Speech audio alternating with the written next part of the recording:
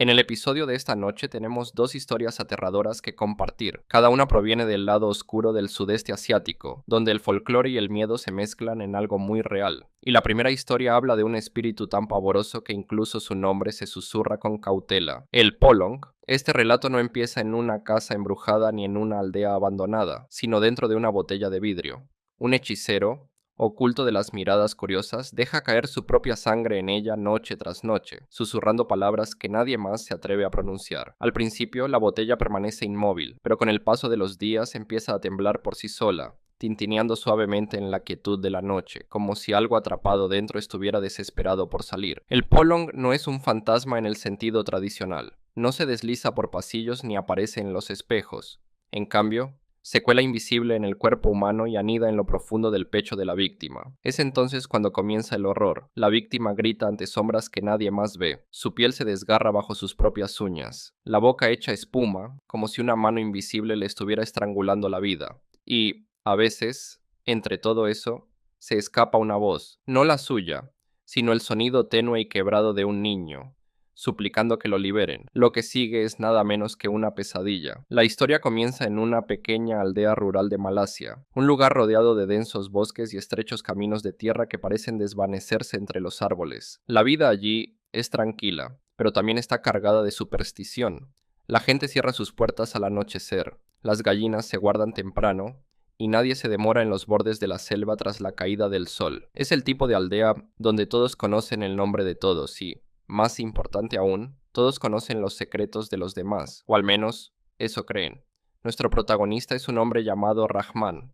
No es un forastero ni un viajero de paso, sino alguien que ha vivido en la aldea toda su vida. Es conocido por su amabilidad, aunque últimamente los vecinos han empezado a murmurar. Dicen que sus campos reverdecen cuando los cultivos de otros se marchitan. Dicen que, por muy duras que se pongan las cosas, su familia siempre parece tener comida en la mesa. Algunos lo admiran, otros lo observan con silenciosa sospecha, porque en aldeas como esta, la fortuna rara vez se ve como suerte, se ve como un pacto. La casa de Rahman está justo en el borde de la aldea, donde la primera línea de árboles presiona contra la cerca de madera.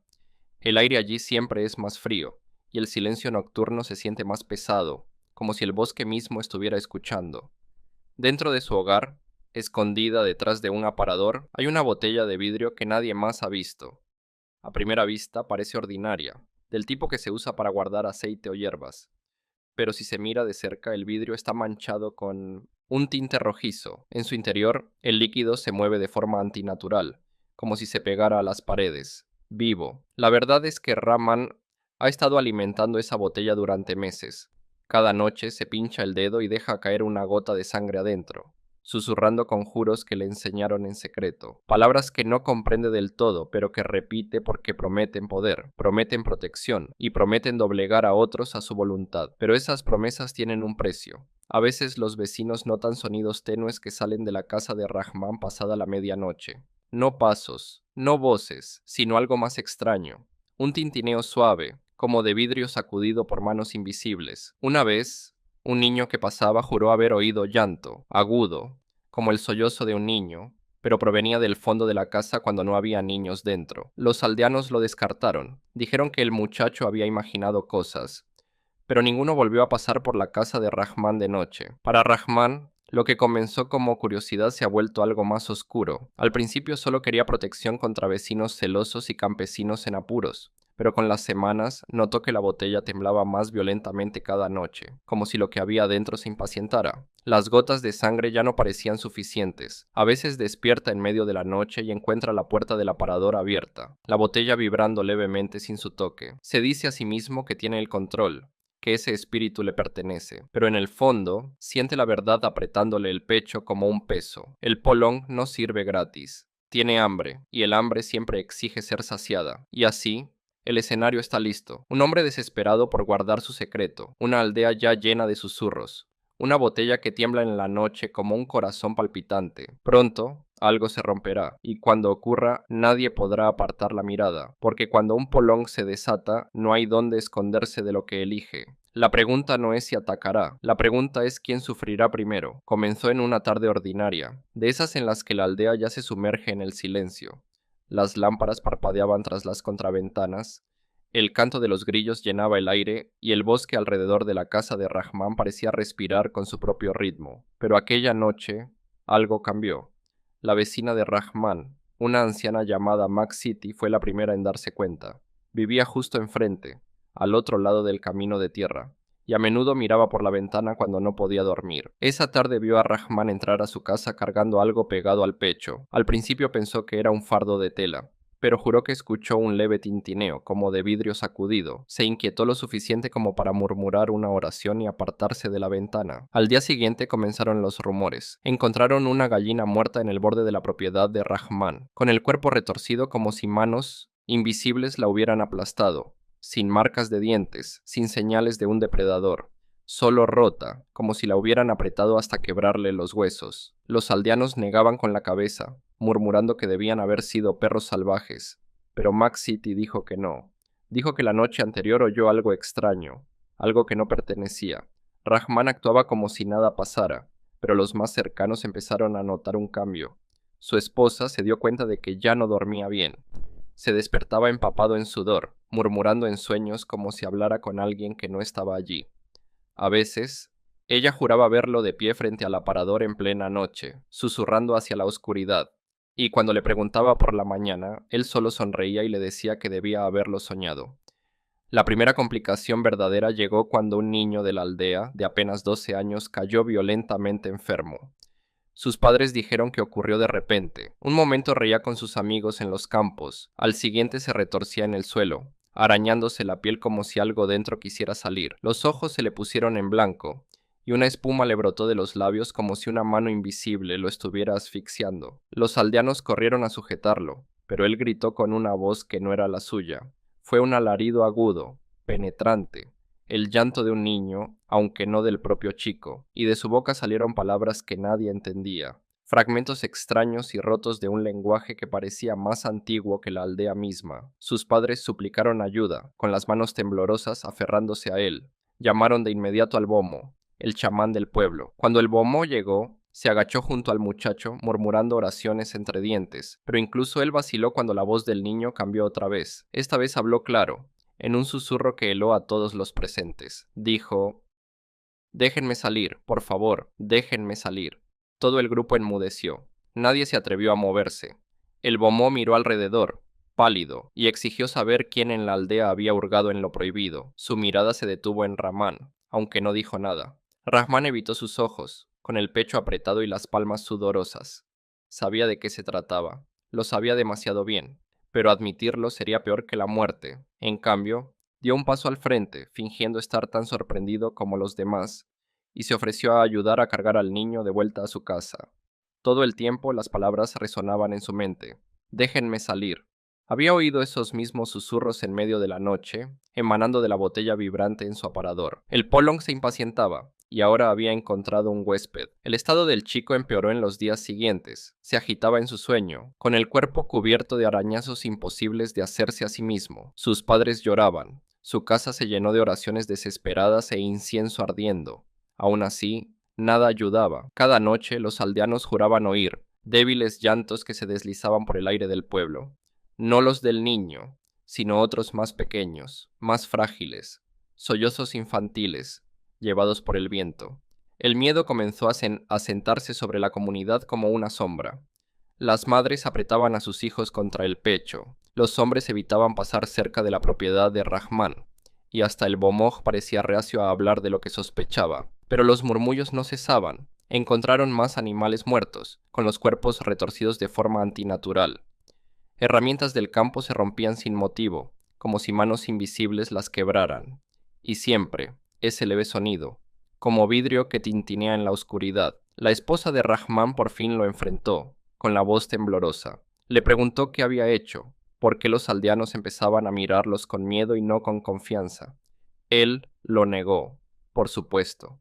Le dijo que imaginaba cosas, que la enfermedad del niño no tenía nada que ver con ellos. Pero cuando ella insistió, su máscara se resquebrajó por un instante, sus ojos se endurecieron, su voz se afiló, y dijo algo que a ella le heló la sangre. «A ti nunca te tocará, es suficiente». No volvió a preguntar. A esas alturas, la aldea estaba inquieta.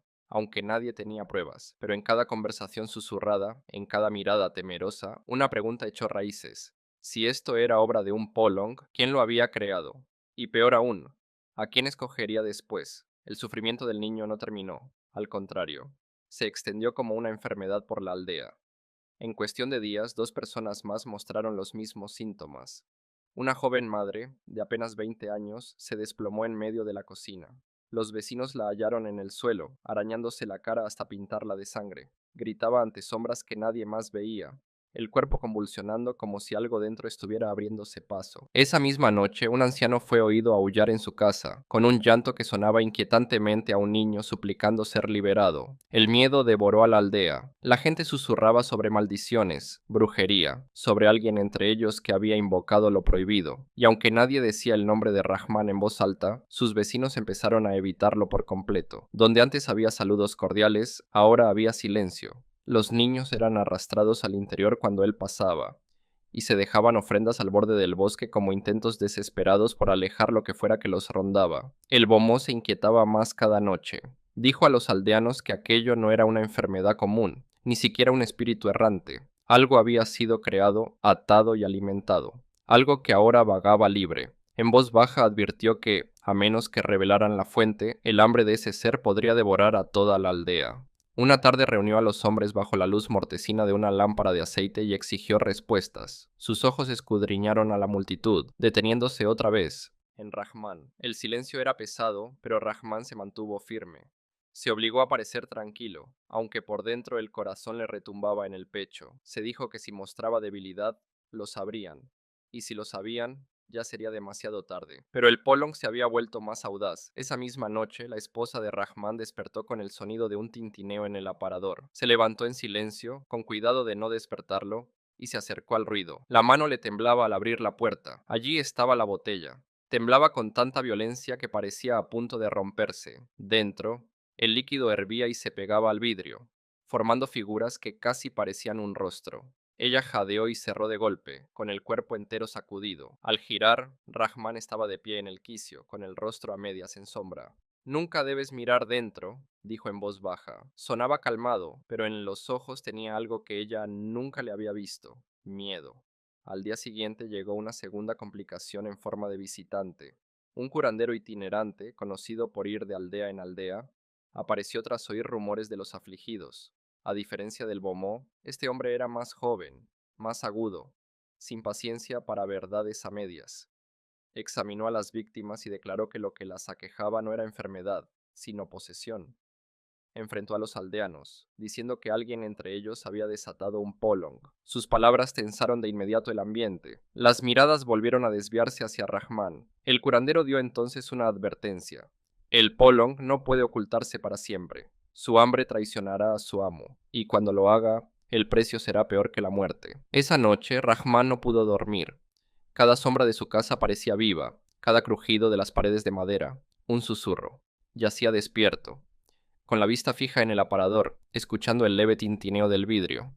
Pensó en las palabras del curandero, en los ojos de los aldeanos cargados de sospecha, y, sobre todo, pensó en el Polong, cómo empezó con una simple gota de sangre, cómo creyó que lo controlaba y cómo ahora sentía que era él quien lo controlaba a él. La escalada continuó. Encontraron más gallinas muertas, con los cuerpos retorcidos y quebrados. Los perros ladraban furiosos hacia esquinas vacías de la noche. Los niños lloraban dormidos, diciendo que oían voces que los llamaban por su nombre. El aire en la aldea se volvió pesado, como si cada respiración llevara el peso del terror. Y entonces ocurrió la señal más extraña. Mac City, la anciana que había visto a Rahman con el bulto que tintineaba, juró haberse despertado una noche y encontrar a un niño al pie de su cama, descalzo, con el rostro pálido y los ojos oscuros y huecos. Susurró solo 2 palabras.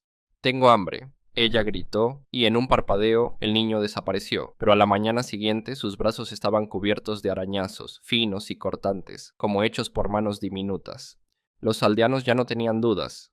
Había entre ellos algo monstruoso, algo que jamás debió ser llamado a existir, pero la pregunta aún se clavaba como una espina. ¿Quién lo había creado? Y si los murmullos eran ciertos, ¿Cuánto faltaba para que el Polong volviera su hambre contra quien lo engendró? La noche en que todo estalló comenzó con una tormenta. Nubes negras y espesas cubrieron la aldea, tragándose la luna y las estrellas, y los primeros truenos sacudieron las casas de madera. La lluvia golpeaba los techos, se filtraba por grietas y anegaba los senderos de tierra.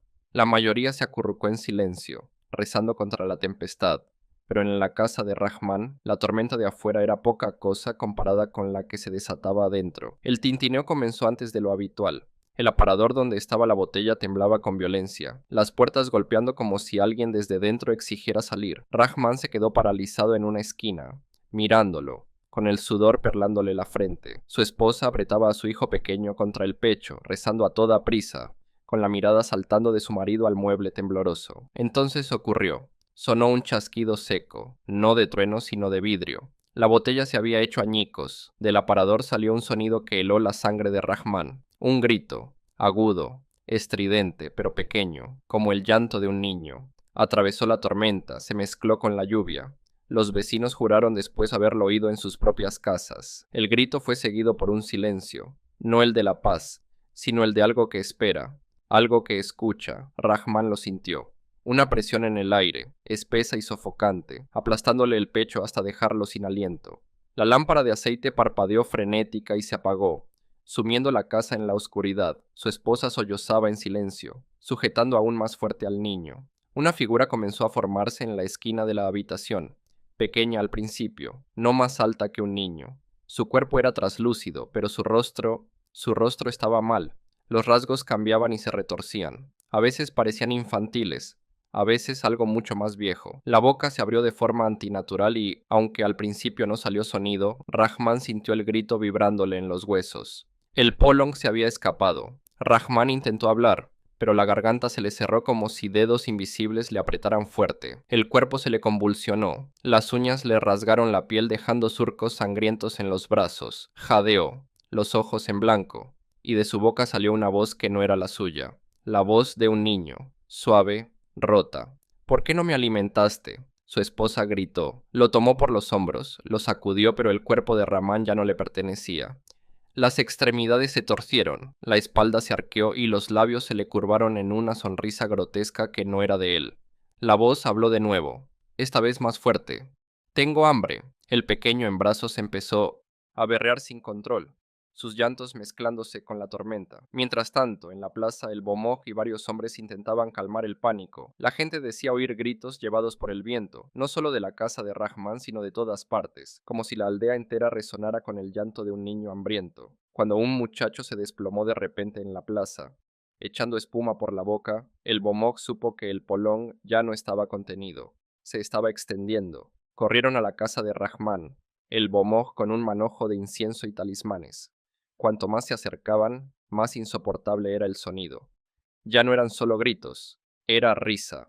La risita de un niño, deformada y retorcida, entreverándose con el trueno. Cuando irrumpieron, la escena fue peor que cualquier rumor. El cuerpo de Rahman se sacudía con violencia en el suelo. Su esposa sollozaba a su lado. El niño chillaba aterrado.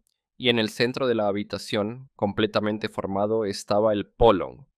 Su cuerpo era pequeño, casi frágil, pero el rostro cambiaba sin cesar. A veces era un niño, a veces un hueco vacío.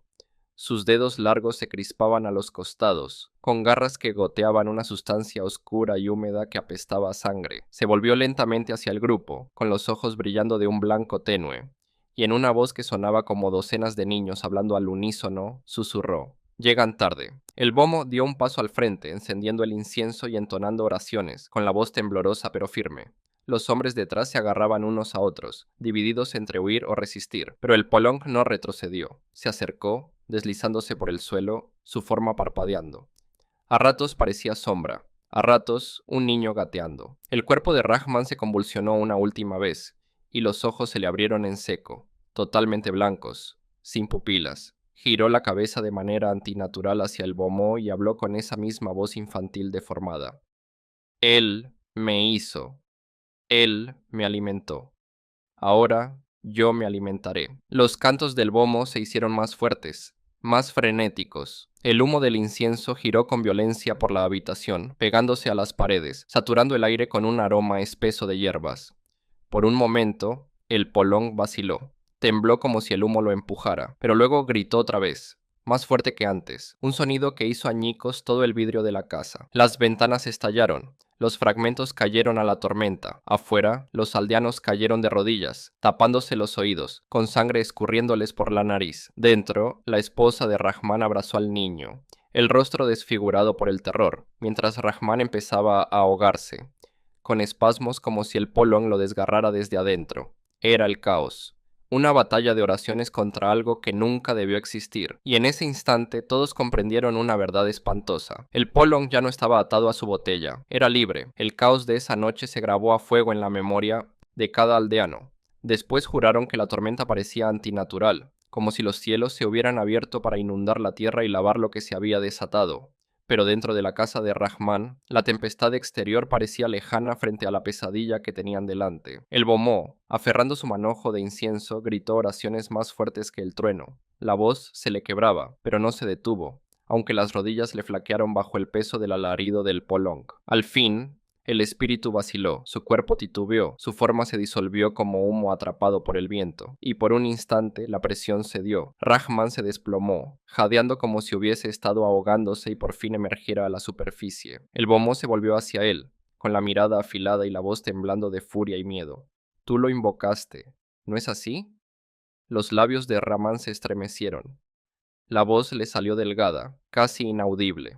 Yo solo quería protección. Mantener a mi familia a salvo. Nunca pensé... La frase se le rompió en un sollozo. La revelación golpeó a los aldeanos como un martillo. Todos los susurros, los animales muertos, la botella vibrando, todo encajaba. La fortuna que antes parecía misteriosa, los sonidos extraños de la noche, la forma en que Rahman siempre salía ileso cuando otros sufrían.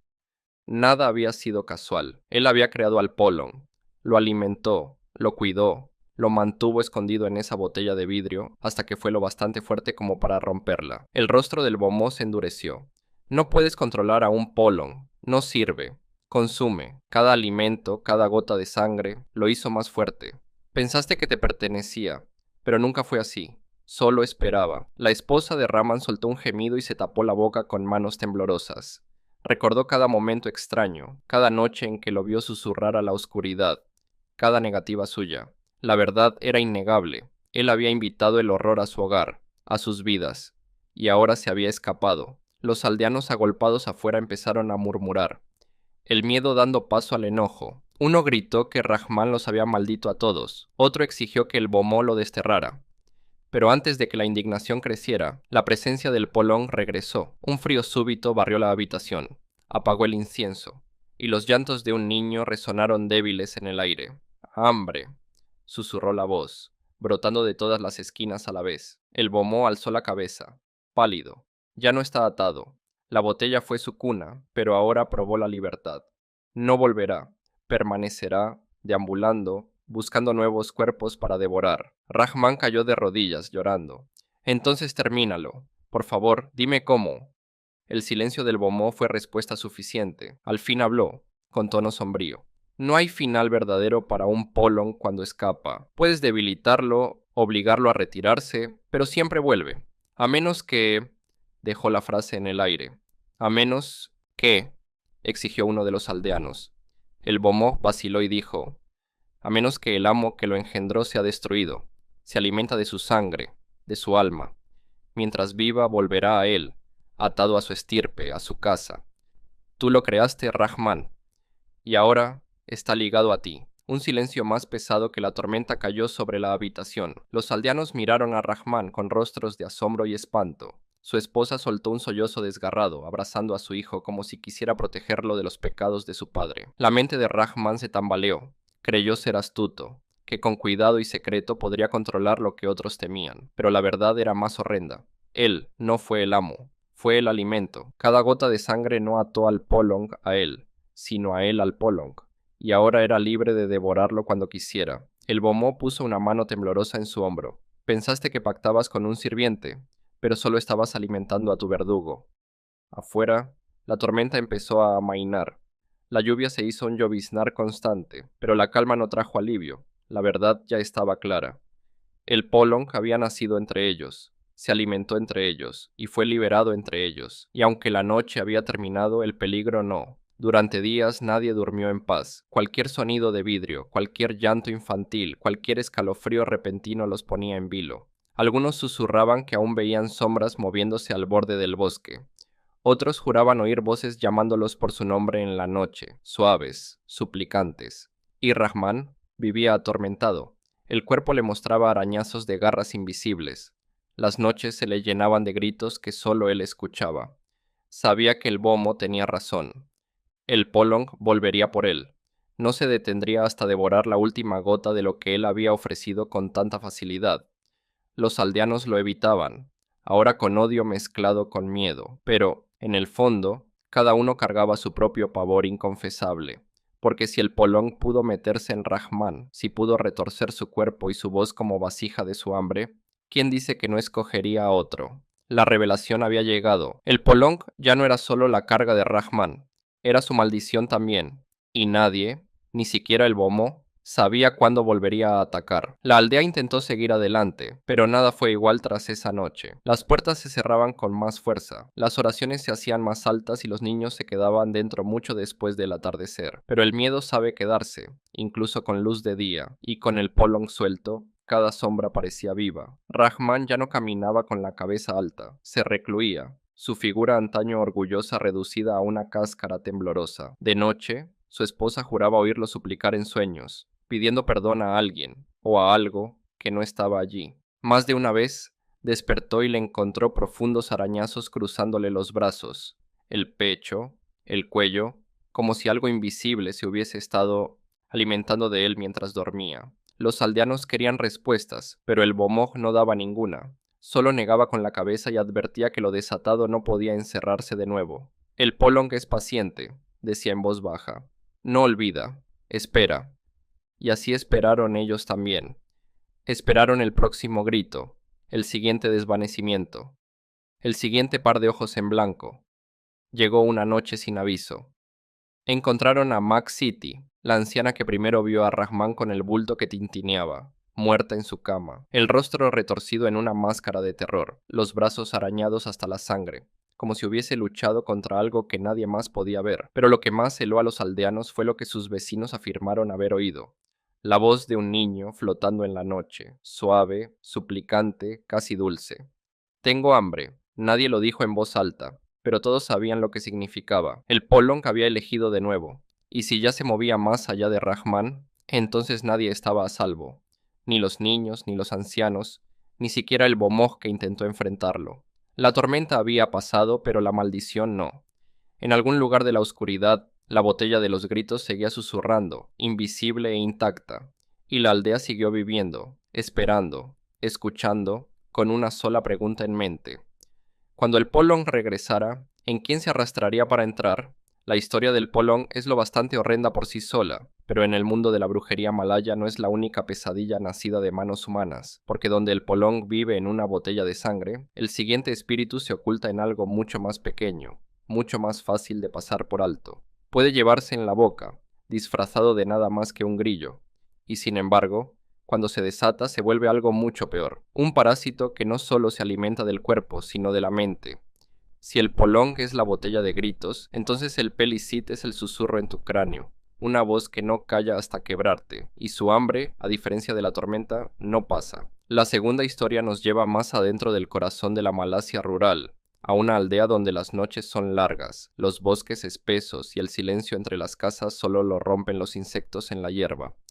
Pero no todo insecto es lo que parece. Nuestro protagonista ahora es un joven llamado Idris. A diferencia de Rahman, Idris no es un hombre temido o envidiado por sus vecinos. Es ordinario, casi dolorosamente. Trabaja en los arrozales, ayuda a sus padres ancianos y pasa las tardes en el porche escuchando a las cigarras cantar en la oscuridad. No tiene fortuna, ni poder, ni razones para que alguien sospeche que se entromete en lo prohibido. Y quizá por eso su historia es aún más inquietante. Empezó con susurros, no de los vecinos ni de la familia, sino de un lugar mucho más cercano. Una noche, mientras Idris yacía en la cama bajo la mosquitera, juró oír a alguien llamarlo por su nombre. Al principio, pensó que era un sueño.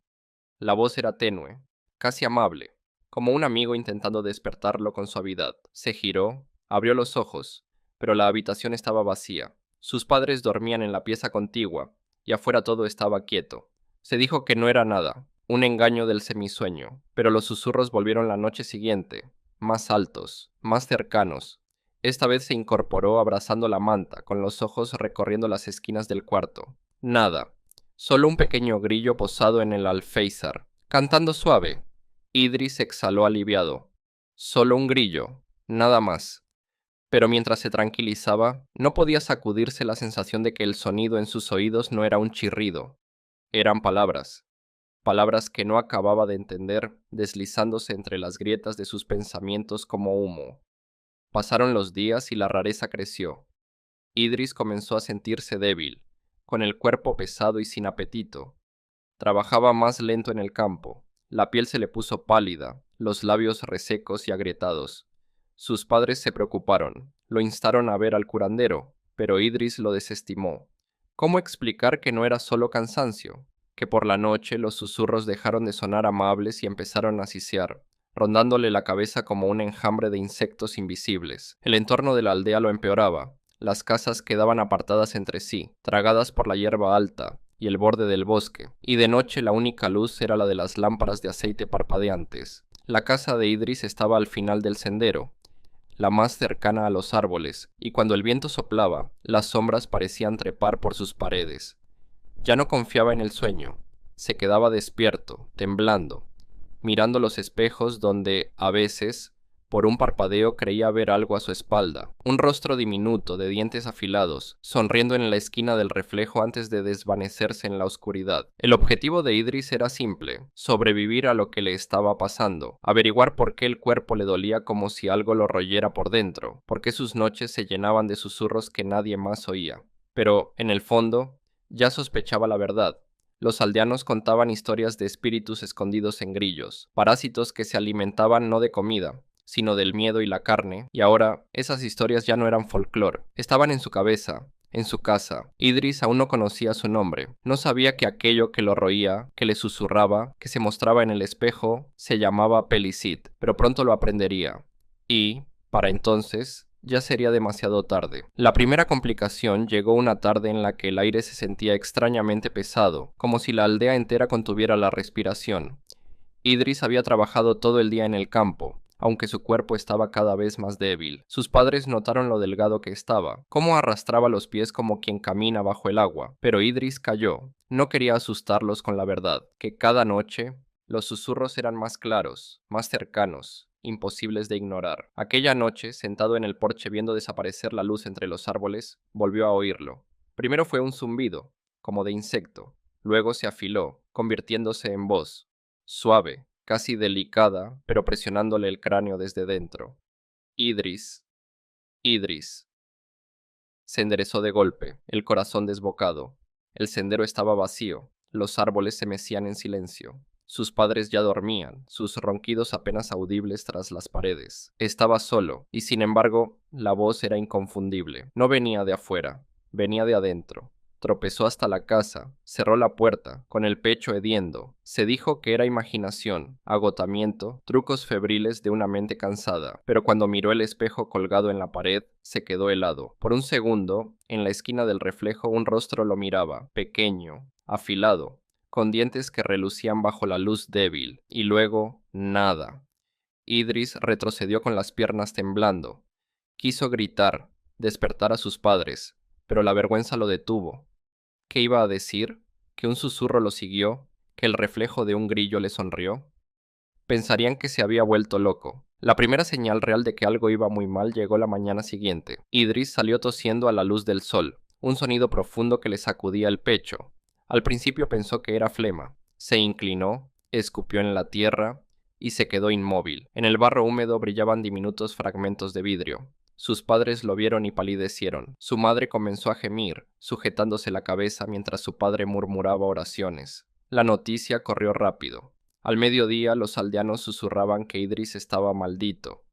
Los niños eran metidos a sus casas cuando pasaba, y los vecinos evitaban mirarlo a los ojos. Algunos decían que era brujería, otros, que había ofendido a un espíritu del bosque, pero los más viejos sabían más.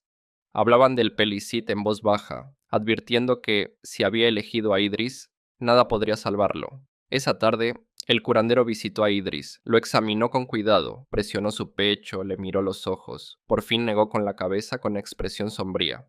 «Has sido tocado», dijo en voz queda. «Algo antinatural se te aferra. No se irá fácilmente». Idris le rogó que explicara, pero el curandero solo puso un talismán en su mano y le dijo que lo mantuviera cerca por la noche.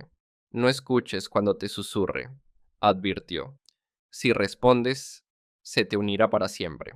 La advertencia atormentó a Idris más que los propios susurros. Esa noche, bajo la mosquitera, apretó el talismán hasta que le dolieron los dedos, y cuando la luna subió, la voz volvió, más suave ahora, casi tierna, como si supiera que él resistía.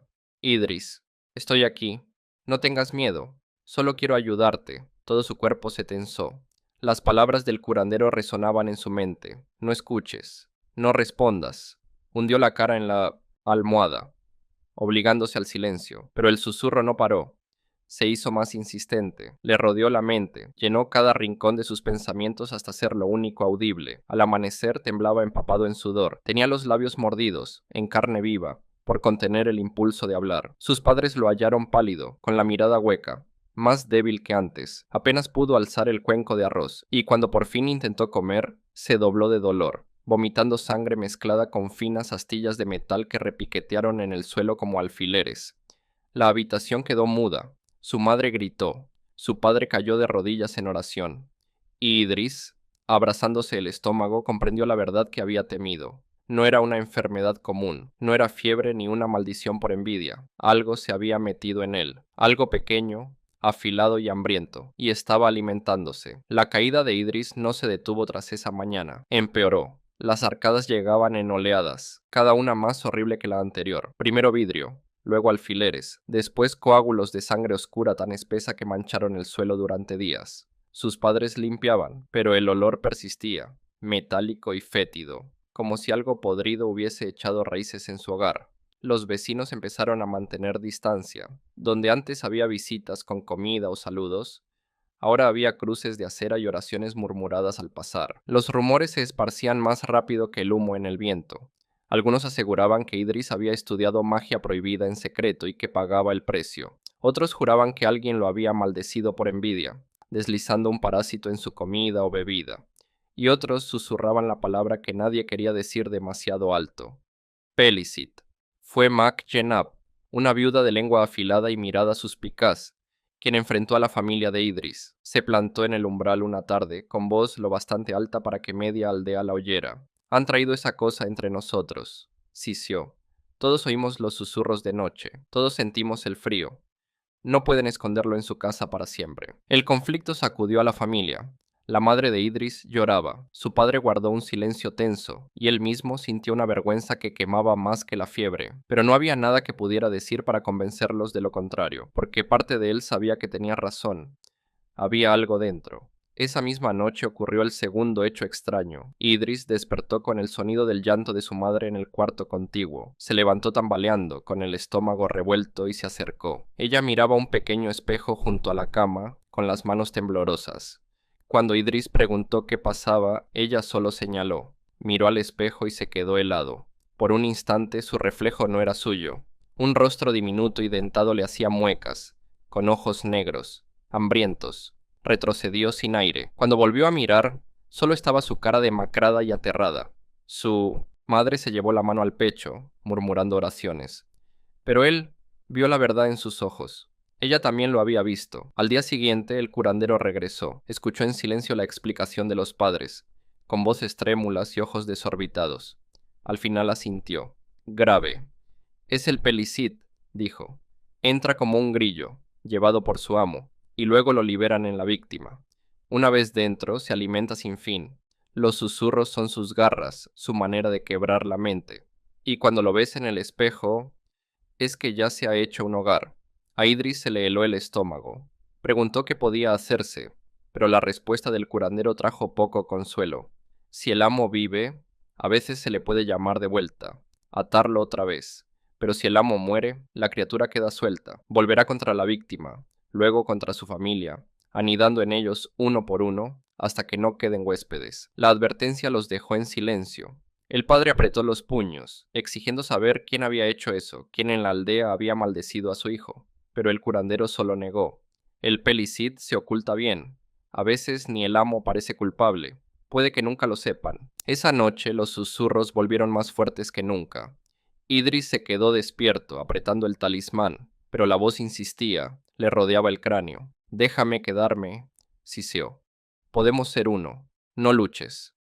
Los labios de Idris se movieron sin darse cuenta, con una palabra al borde de salir, desesperada por responder. Se mordió con fuerza, hasta sangrar, forzándose al silencio, pero supo entonces que el curandero tenía razón. El Pelicid no se marchaba, se clavaba más hondo, y en algún lugar de la aldea, escondido a plena vista, alguien lo había soltado, alguien que quizá escuchaba los mismos susurros, o sonreía ante el sufrimiento que había causado. El punto de quiebre llegó en una noche en la que toda la aldea estaba inquieta, como si el aire cargara un peso imposible de sacudir. Los insectos en la hierba callaron, los perros rehusaron ladrar y hasta el viento evitó los senderos. En la casa de Idris, el silencio se rompió con un grito. Su madre irrumpió en su habitación, pálida, con las manos temblando.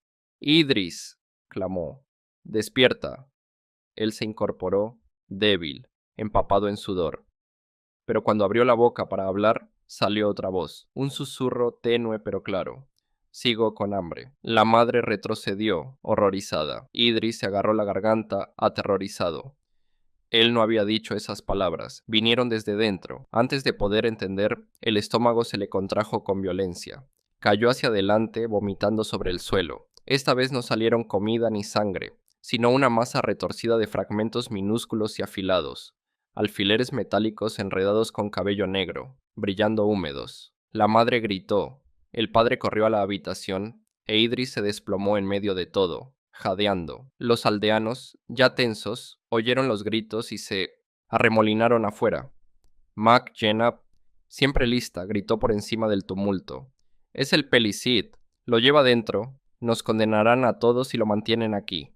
Algunos intentaron calmarla, pero otros asintieron, el miedo propagándose como fuego. Se acercaron a la casa de Idris, ansiosos por ver. Cuando el padre trató de contenerlos, se abrieron paso, inundando la vivienda, y entonces ocurrió. Idris, aún de rodillas, sintió una mano fría cerrarse sobre su columna, invisible, pero inconfundible. Se quedó rígido, el cuerpo se le bloqueó, los ojos se le fueron hacia atrás, y cuando volvieron, ya no eran suyos. El blanco se oscureció, vidrioso. Los labios se le curvaron en una sonrisa que no le pertenecía. Los aldeanos jadearon, algunos retrocedieron, otros apretaron amuletos y rezaron. Entonces Idris habló, pero no era su voz. Era aguda, burlona, como el susurro de un niño arrastrado por la risa. «No pueden esconderse de mí». La habitación quedó inmóvil. Nadie se movió. La madre cayó de rodillas, suplicándole que luchara contra lo que fuera que lo dominaba. Pero Idris solo ladeó la cabeza, con la sonrisa ampliándose, la mirada vacía clavada en la multitud. El curandero se abrió paso, con un manojo de hierbas ardiendo. Comenzó a cantar, agitando el humo hacia Idris, la voz trémula, pero firme. Por un momento Idris se convulsionó, el cuerpo le tembló, la sonrisa se quebró. Los susurros en la habitación se hicieron más altos, ahora furiosos metiéndose en cada oído. «Basta, basta, es mío». El curandero apretó el paso, cantando más rápido, sudor resbalándole por la cara. El humo se espesó y llenó el aire. Idris cayó al suelo retorciéndose. Abrió la boca desmesuradamente, más de lo humanamente posible, y desde lo profundo de la garganta salió el canto inconfundible de un grillo. El sonido fue ensordecedor, más alto que cualquier insecto, rebotando en las paredes, sacudiendo los huesos de quienes lo oyeron. Los aldeanos se taparon los oídos, algunos cayeron, otros gritaron. El curandero dejó caer las hierbas tambaleando con el terror pintado en el rostro. Y entonces, en medio del caos, el cuerpo de Idris se aquietó. El pecho le subió una vez, dos, y luego nada. Los ojos volvieron al frente, vidriosos. Su madre lanzó un alarido y se arrojó sobre él. Pero antes de que alguien pudiera ayudar, el silencio se quebró. De la boca de Idris, arrastrándose, salió el grillo, pequeño, negro, con las alas brillando húmedas como si hubiese estado alimentándose. Se posó un instante en sus labios y luego miró a la multitud. Abrió la boca, y por un segundo imposible, todos juraron ver dientes, diminutos, afilados, humanos. El grillo saltó al aire y desapareció en las vigas. Los aldeanos gritaron y huyeron de la casa. El curandero tomó a la madre, apartándola mientras ella sollozaba sobre el cuerpo de su hijo. Nadie pudo responder lo que acababan de ver. ¿Estaba muerto Idris? ¿Seguía atrapado en algún sitio? ¿O el Pelicit solo había hecho una pausa, esperando el momento de volver a alimentarse? Lo único cierto era esto: los susurros no habían cesado. Afuera, a cielo abierto, los que huyeron juraban seguir oyéndolos. Al principio tenues, luego más fuertes. Idris, Idris, déjame volver. Y en ese momento los aldeanos comprendieron el horror. El Pelicit no había terminado. Apenas comenzaba. La casa estaba hecha trizas, el aire espeso de humo y sangre. Idris yacía inmóvil sobre la estera, pálido, con los labios entreabiertos como si lo hubieran sorprendido a mitad de un aliento. Su madre se aferraba a él, meciéndose, con lamentos que resonaban en las vigas. Afuera, los aldeanos se apiñaban bajo la lluvia, susurrando frenéticos, con la vista clavada en la puerta oscura, como si la casa misma estuviera infectada de algo impío. El curandero permanecía en el umbral, con el rostro ceniciento por el cansancio. Había visto enfermedades, maldiciones, posesiones que a fuerza de oración y ritual podían retroceder, pero esto era distinto. Las manos le temblaban, aún sujetando los restos de las hierbas quemadas. Al fin se volvió a la gente. «Es el Pelicit», dijo con voz ronca, «y ahora todos saben por qué se le teme». Sus palabras recorrieron la multitud como un frío. Algunos jadearon, otros murmuran plegarias, pero nadie se atrevió a hablar alto. El curandero avanzó, sin apartar los ojos del cuerpo inmóvil de Idris. «Pensaron que era solo un grillo», continuó, «pero el grillo es su máscara. Un amo lo lleva en la boca, un secreto vivo, hasta el momento de soltarlo. Una vez libre, se introduce en la víctima, invisible, imparable. Los susurros son sus garras. La debilidad, el vómito, el vidrio y los alfileres, esos son sus dientes. Y los reflejos en el espejo, era el Pelicit mostrando su verdadero rostro». Los aldeanos se miraron con pavor. De pronto, cada momento extraño de las últimas semanas cobraba sentido. Cómo Idris se había vuelto pálido y débil, los susurros que describía, los fragmentos de vidrio que escupió. No era locura, no era mala suerte, era el parásito, alimentándose desde dentro. Un hombre, con la voz temblando, preguntó lo que todos temían. «¿Se puede detener?». El curandero cerró los ojos, la lluvia escurriendo por su barbilla. «Si el amo vive, a veces. Si logran hallarlo, enfrentarlo, obligarlo a llamar al espíritu, puede soltar el agarre. Pero si el amo muere». Abrió los ojos y la mirada bastó para acallar el resto. «Entonces el Pelicit queda libre. Busca venganza. Primero contra quien lo cargó, luego contra su familia, después contra cualquiera que toque. Se fuerza garganta abajo, anida en el estómago y se alimenta hasta que no queda nada».